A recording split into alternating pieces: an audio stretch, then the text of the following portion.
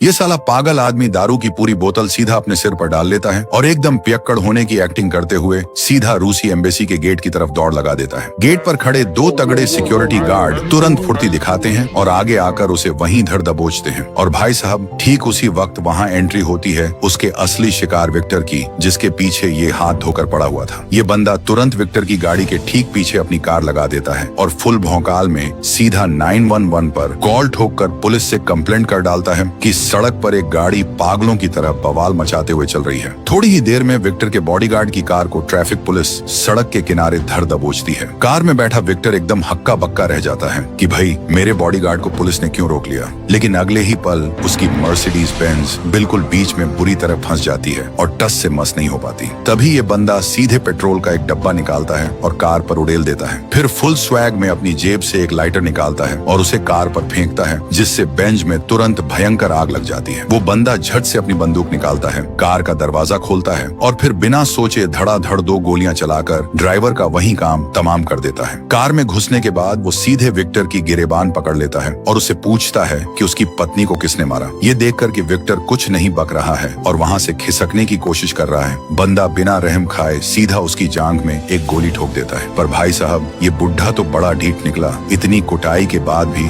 वो कुछ उगलने को तैयार ही नहीं था। तब बंदा उसकी छाती पर एक और गोली मारता है और इस बार दर्द के मारे वो बर्दाश्त नहीं कर पाता और तोते की तरह सारा सच उगल देता है। तब तक पुलिस ने चारों तरफ से मौके को घेर लिया होता है। वो बंदा सीधे दरवाजा खोलता है और बड़े आराम से सरेंडर करने के लिए अपने हाथ हवा में उठा लेता है। इस खूंखार आदमी का नाम जॉन है, जो नेवी सील का एक बहुत ही तगड़ा मेंबर है। कुछ महीने पहले की बात है, उसने सीरिया में एक खतरनाक मिशन पर अपनी टीम को लीड किया था। CIA के प्लान के हिसाब से उन्हें सीरियाई सरकार के चंगुल से एक CIA एजेंट को बचाकर लाना था। वो लोग सीधा मेन गेट तोड़ते हैं और फिर ताबड़तोड़ गोलियों की बारिश से गार्ड्स को वहीं ढेर कर देते हैं। इसके बाद वो सबसे अंदर वाले कमरे को ढूंढ निकालते हैं, फिर एक जोरदार लात मारकर तेजी से अंदर घुस जाते हैं। सब कुछ सेफ लगने के बाद जॉन उनकी पहचान चेक करने लगता है और तभी उसके होश उड़ जाते हैं। पता चलता है कि वो सब के सब रिटायर रूसी फौजी हैं। एक बंदा कहता है वो एक एक्स रूसी फौजी है। इस पर जॉन भड़क कर कहता है, तुमने तो सीरियाई सेना कहा था, रूसी नहीं। लेकिन दूसरा बंदा एकदम डीठ बनकर कहता है, मुझे तो यहाँ कोई रूसी नहीं दिख रहा। अपने बॉस का ये घटिया रवैया देखकर जॉन आगे बहस करना बंद कर देता है। लेकिन भाई साहब, जैसे ही वो लोग वापस लौटने की तैयारी करते हैं, दुश्मनों की एक पूरी की पूरी बैकअप टीम अचानक वहाँ आ धमकती है। किस्मत अच्छी थी कि जॉन शरीर से एकदम सांड जैसा तगड़ा था, तो उसे कोई खास चोट नहीं आई, लेकिन उसकी कैप्टन करेन नीचे फंस गई थी। जॉन बिना सोचे पहले एक फ्लैशबैंग फेंकता है और फिर सीधे उसकी मदद करने के लिए नीचे छलांग लगा देता है। वो गजब की फुर्ती से अपनी बंदूक उठाता है और अंधाधुंध गोलियां बरसाना शुरू कर देता है। लड़ाई के बीच जॉन को समझ आ जाता है कि ये वो सेफ हाउस है ही नहीं जिसके बारे में उसके सीनियर्स ने लंबी लंबी फेंकी थी, बल्कि ये तो सीधा सीधा एक रूसी मिलिट्री कंपनी का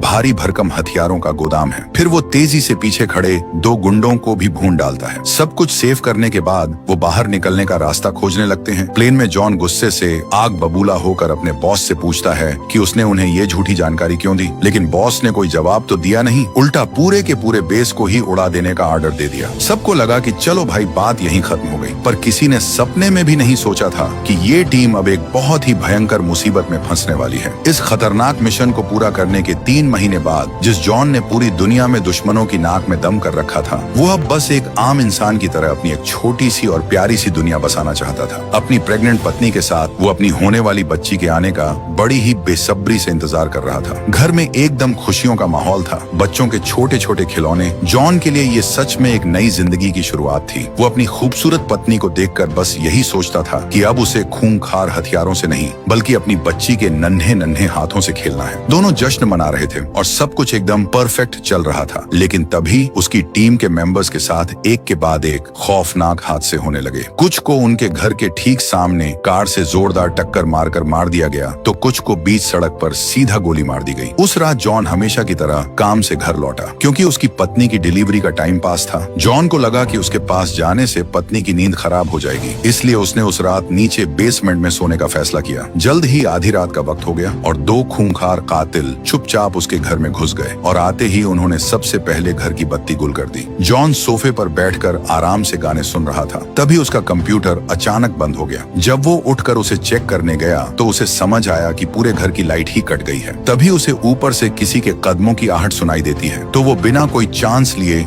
जल्दी से अपनी बंदूक उठाकर ऊपर की तरफ चल दिया। उसी वक्त एक कातिल बेडरूम में पहुंच चुका था और उसने बिस्तर पर अंधाधुंध कई गोलियां बरसा दी। फिर एक कातिल बिस्तर के पास गया और जॉन की जगह पर लेटकर जानबूझकर अपने ही साथी को गोली मार दी। जॉन ने मौके का पूरा फायदा उठाते हुए दरवाजा खोला और दरवाजा खोलने वाले उस बंदे को कुछ गोलियां मारकर वहीं ढेर कर दिया और फिर बिना रुके ऊपर की तरफ बढ़ता रहा। ऊपर पहुंचते ही जॉन का उस खूंखार कातिल से सीधा आमना सामना हो जाता है। दोनों के बीच भयंकर गोलाबारी होती है। दोनों को ही गोलियां लगती हैं और वो जमीन पर गिर पड़ते हैं। उस टाइम टॉर्च की तेज रोशनी सीधे उस कातिल के चेहरे पर पड़ती है, जिससे उसे झक मारकर अपना नाइट विजन चश्मा उतारना ही पड़ता है। फिर वो कातिल जॉन का काम तमाम करने के लिए अपनी बंदूक उठाता है, लेकिन किस्मत देखो, पता चलता है कि उसकी बंदूक की गोलियां तो खत्म हो चुकी हैं। खुद भी बुरी तरह घायल होने की वजह से उसे दुम दबाकर वहां से भागना ही पड़ता है। इधर गोलियों से छलनी जॉन किसी तरह अपना खून से लथपथ शरीर घसीटता हुआ बिस्तर तक पहुंचता है। उसका पूरा शरीर दर्द से चीख रहा था, लेकिन उसके दिल में बस एक ही आस बची थी